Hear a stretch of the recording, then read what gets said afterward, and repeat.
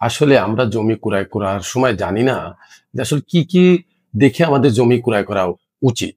বর্তমান সরকারের আইন অনুসারে জমি ক্রয় করতে গেলে কি, কি অনুসরণ করতে হবে এবং জমি ক্রয় করার আগে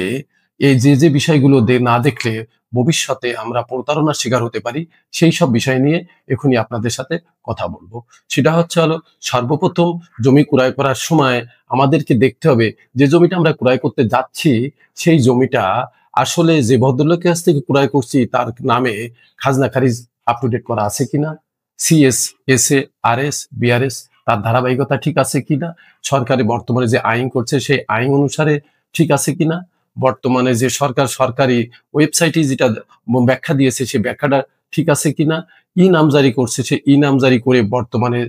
যে জমির মালিক তার নামে আছে কিনা, যে খতিয়ান দেখবে সেই খতিয়ানটা যাচাই করে দেখবো আছে কিনা, প্রপার্টি ট্রান্সফার এক্সিট আইন, রেজিস্ট্রেশন দলিল ট্রান্সফার এক্সিট আইন, এগুলো সব আমরা সুন্দর